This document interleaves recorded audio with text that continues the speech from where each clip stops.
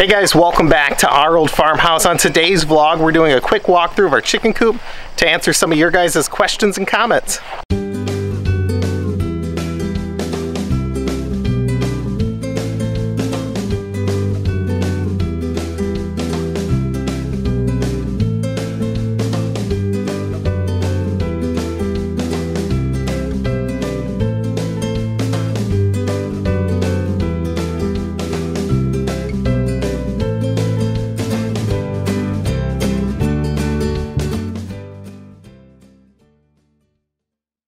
Hey guys, welcome back. So over the course of our vlog, we've had quite a few people that have asked us to kind of give a tour of our chicken coop, a little bit more detail than what's been in some of our other videos. We've gotten tons of questions, tons of comments, and we wanted to put that together for you guys. Unfortunately though, we did postpone for quite a while. I'm not exactly sure why. We weren't quite 100% done, and I don't think we ever will be, as is with any project that we have here on our property. We're always working on ways to improve it, but I did want to kind of put something together for you guys now that we're kind of getting into the fall season.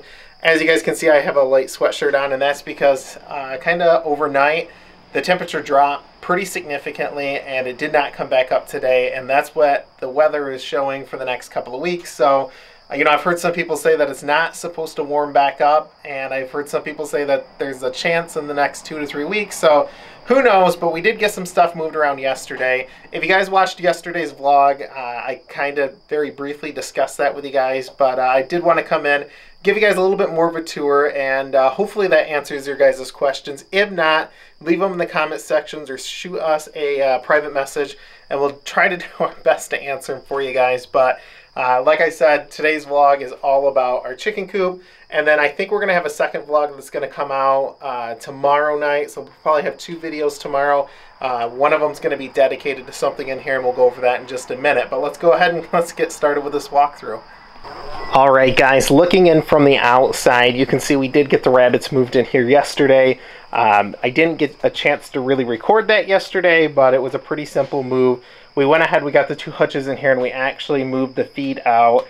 I'm not exactly sure if I'm going to put the feed back in here on this side or if I'm going to leave it in the main part of the barn, but these guys are doing great in here. So kind of walking in, 2 hutches. In total, these are about 100 inches long for the 3 rabbits. The girls, of course, have a little bit more room with their water and their feed on the side. Oreo, the boy rabbit, right now, his hutch is not 100% done, so he has a food and water pan inside. And what we're going to do is, once that's done, we'll have his hung up as well too, so it'll be easy access for the kids. Right now, Viv and Amelia take care of these guys pretty much 100% of the time. Now, as a kind of a tip for you guys, if you do have rabbits and you're keeping them inside, you're going to quickly notice that they poop a ton. We got these guys moved out here yesterday, and in 3 hours, I swear they pooped out at least half of their body mass. I mean, it was incredible. So when we had them over in the barn, we were cleaning it out every 2 to 3 days. It was just time consuming. I'd have to sweep it all out, and then I'd go through with the leaf blower and blow the rest of it out, and then make sure everything was really dry.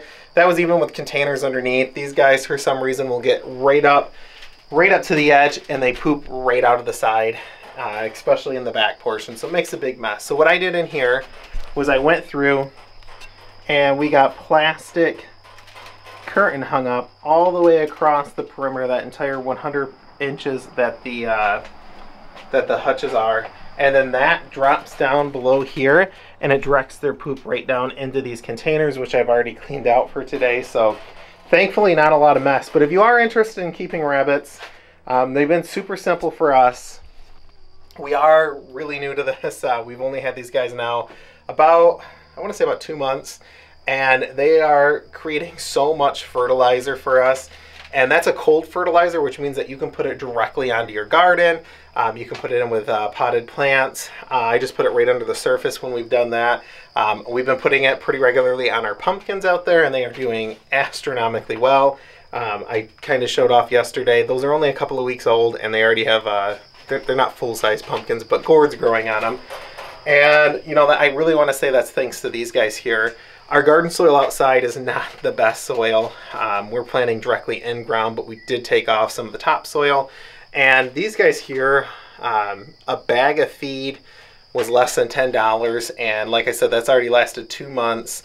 We've only had Oreo now for about 3 weeks, and we're not even halfway through that bag yet. So these guys are doing really well. They eat a little bit of food that we bring out to them, but other than that, these guys are well worth the money. The girls cost about $35 to $40 for the 2 of them. The boy cost $15, I think it was, maybe $20. And to build the setup, we were in total about $100. And like I said, we're getting tons of fertilizer. Like I said, I already cleaned this one out today, and it's kind of hard to see in there. I mean, that's already the droppings from maybe an hour. And then it's kind of funny that they both poop on their own side. So the girls really thought that was funny. But I do have those kind of flat lids under there right now collecting their waste droppings, and we are going to switch that over to buckets. I just haven't had a chance to get to the store, so that way we can just pull the buckets out, take them right out to our garden, dump them, and bring them back. Now, again, we've had so much of their droppings that we haven't quite needed that much in our garden area, so I did put some of in our composter. We don't have to do that. Again, it is a cold compost, or a cold manure, which means that it doesn't have to be composted. It doesn't have to go through any breakdown process. We can put it directly on our plants, whereas hot manure will harm the plant because it's too strong. I don't know the exact reasoning behind it, but again, I did not know that until after we got these guys, and super excited about it. We have, I want to get a market size garden bed in before kind of winter hits, and I want to get as much of that manure down in there as possible, get that mixed up so that way it has all the winter to kind of set up, so that way we're not really bothering the soil or digging it up as much when we hit the spring. So like I said, here's these 2 hutches. Oreos is not quite 100% done. I got to get the latch still on, got to get it painted, and we got to get those the food and water hung up on the outside. But really simple setup. Again, if you have the space, I really strongly urge you get rabbits. Some people complained about the smell. That's not the case with these guys. Again, though, we're cleaning it out like every 2 days, maybe 3 has been the most. So as long as you're doing that, you're fine. Kind of working down our coop, we have a window right here. That window does open. I think next spring we are going to hang hardware cloth up on the outside to open it up. We really haven't used it other than one day.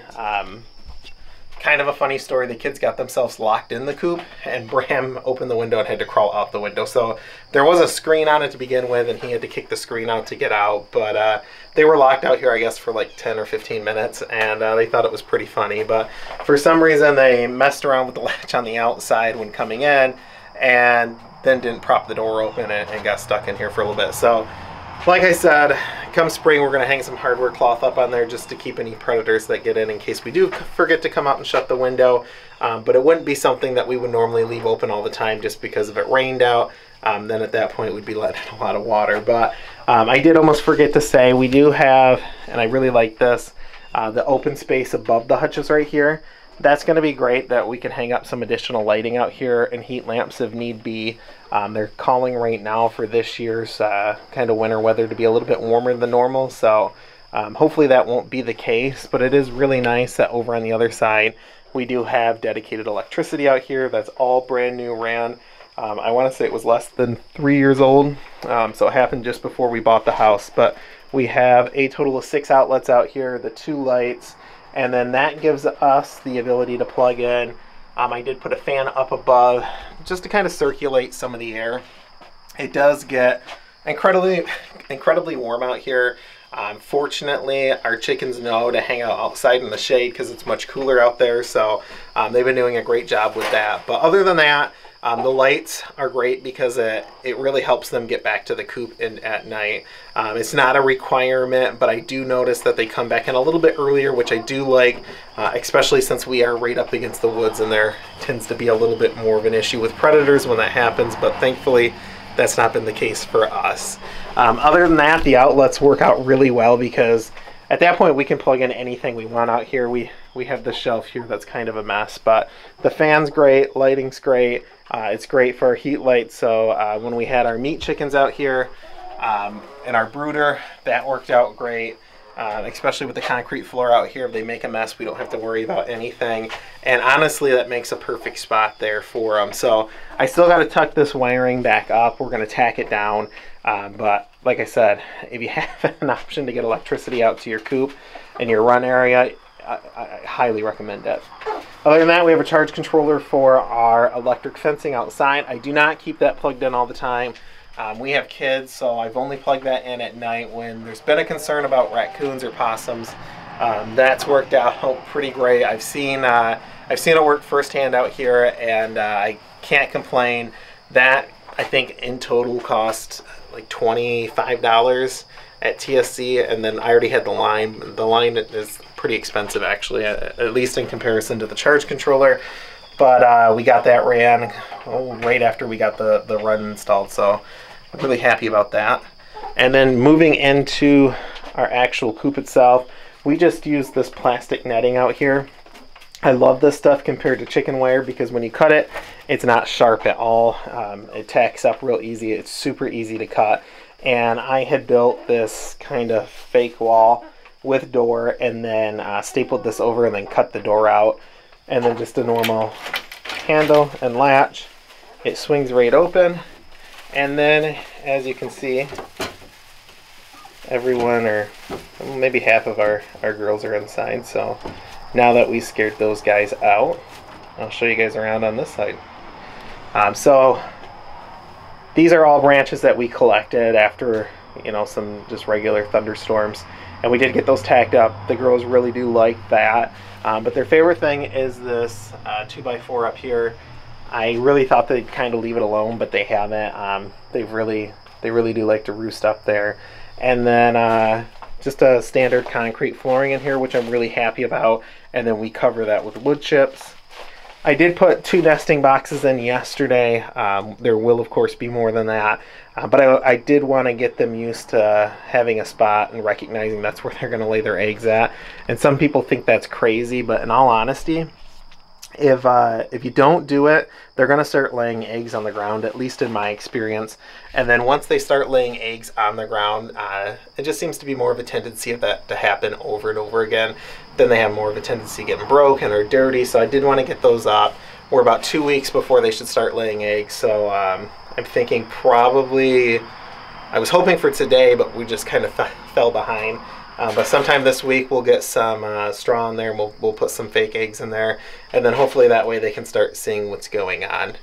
Kind of moving around the coop from here, we have this automated chicken coop door, and I have to tell you guys, if you don't want to come outside every single night to check on your chickens, I strongly recommend an automatic coop door. But there's some things you want to avoid. So first off, I did not want one that opened and closed at dusk and dawn. I've never had any luck with those. I wanted something with a timer. This one was the only one that I could find in my price range that had a timer and opened at dusk and dawn. The ones that open at dusk and dawn you have to have outside, and in my experience they just die a little bit quicker. These already don't last that long, and I've tried probably 5 or 6 different brands, and I've just never had any sustained luck with any of them. But this one here, being inside, I'll probably get 3 to 4 years out of. The outside ones, in my experience, I tend to get 2 years, maybe the start of a third if I'm lucky. If you can find one with the motor and the housing on the inside, even though it's in a waterproof case, like I said, in my experience, it lasts a lot longer, even though they don't last really that long to begin with. But installing it, I ordered this one a couple of years ago, but we just put it up. It was brand new. They've discontinued it. They've discontinued it since I ordered it. And really, in my experience, every single one of the automatic doors that I've ever seen has been discontinued within just a couple of years. So I've never found one that I don't know, that's been reliable enough to be on the market for a super long time. But it is pretty cool because, like I said, Once you have the time set, it opens and closes on its own. I don't have to worry about coming in here and letting them in and out. I still do check on them, but my worry is mostly that it's going to close at night just for predators. And you know, if it doesn't, it is really a pain in the butt to get it to close. The first couple of weeks that we had our girls outside, it got to the point where it wasn't closing.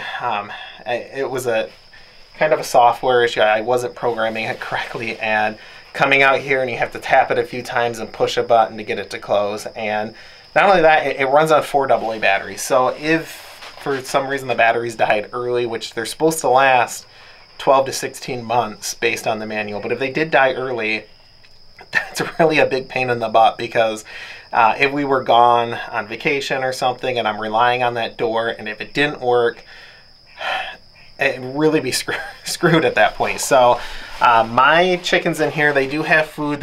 I do not put water in here during the summer. They spend all their time outside except for nighttime. I do want them to come in here and eat food. I don't want the food to get wet. I know some people will water their food down. I don't do that. It's just dry food only in here.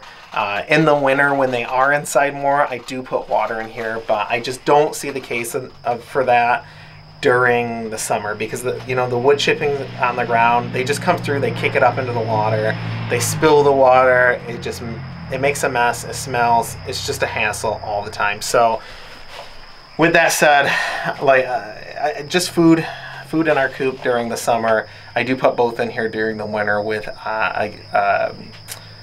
water that's electric, so it's not going to freeze. And again, that's a really great benefit for having electricity out here.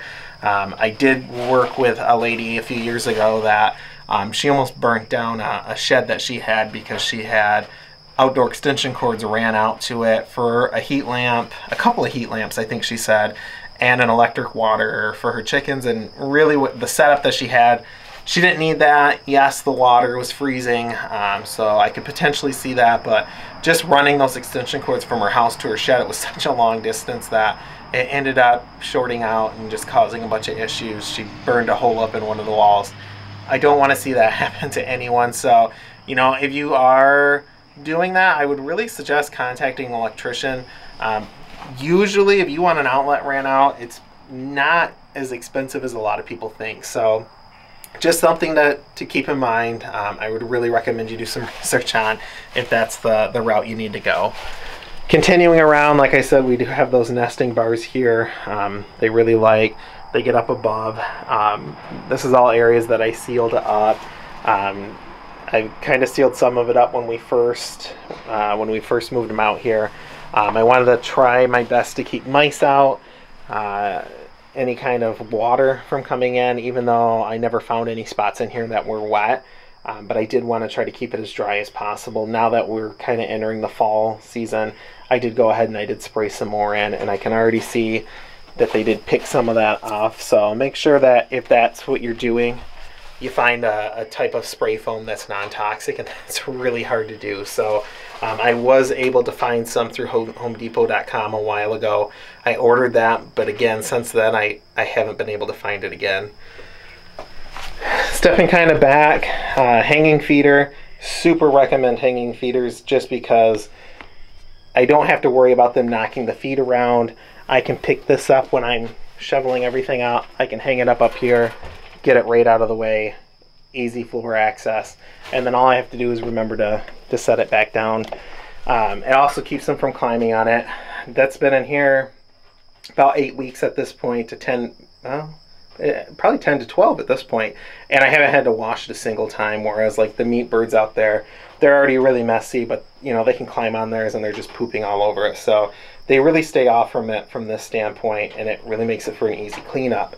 The only other thing that I was really proud of, I'm really happy that I did, was down here there's almost a foot of spacing underneath the bottom baseboard here, and this is not nailed down. So what I can do is I can come through and I just have a wide mouth broom, and I just hit this out of the way when it's time to clean up. It knocks all the wood chips over, and then I come in with a flat mouth shovel and I just pull it all out and then shovel it out.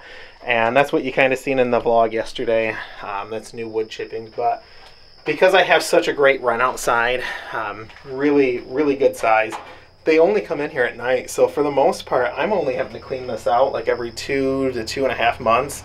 And even then, like when I cleaned it out the other day, I really probably could have doubled the amount of time that it was in here. So, you know, that's going to be different in the winter time, but during the spring and summer months, when they're outside most of the day, you don't have to worry about that as much. You really just got to pay attention and check it out. So again, I think that that's a benefit of not having water in there. It's going to help you save a little bit of money and a lot of work getting that cleaned out so often. And it's going to help with smell.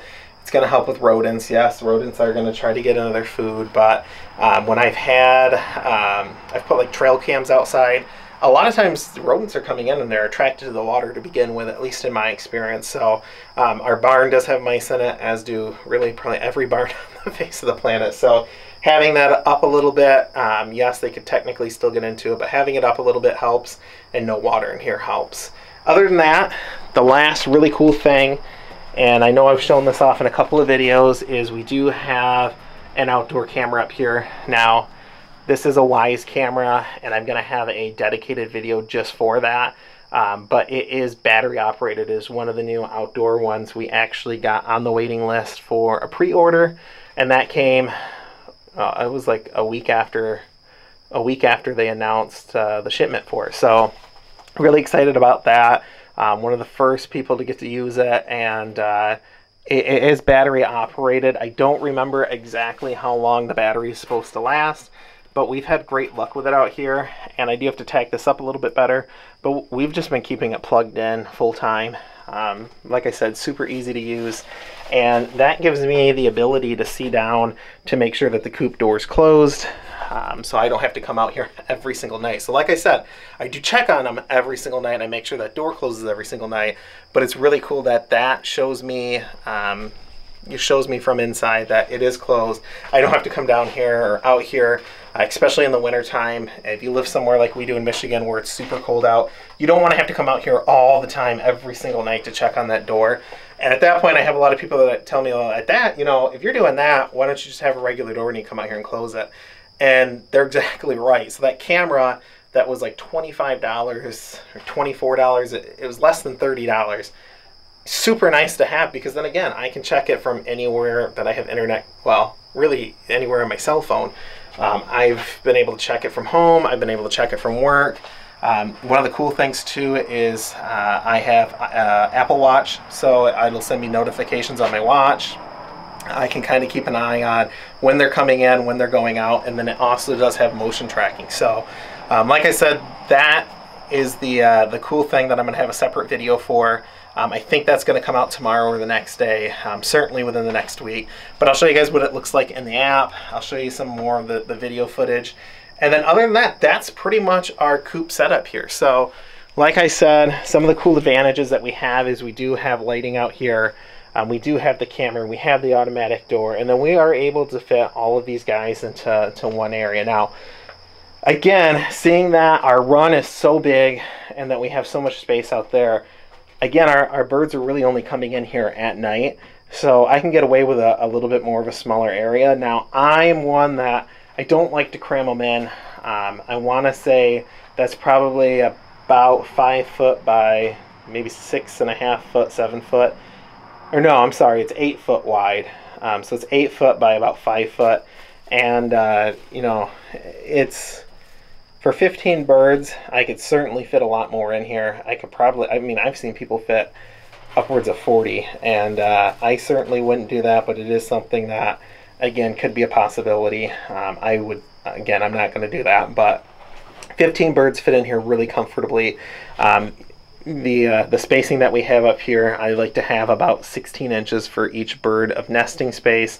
I did have some other wooden poles up, and they did knock those down just from being a little crazy at night. There's been times I've been in the barn or outside, and it literally sounds like a raccoon's in here just tearing them to shreds, because they make all kinds of noise getting up there, getting up top. For quite a while, we had them nesting up on top of the door here, which is about 7.5 feet up. So, you know, if there's a space up above, they'll get up there. But other than that, like I said, that's pretty much our coop setup. If you guys have any questions or comments, let me know. We'd be more than happy to answer them for you. And until next time, I'll see you guys then.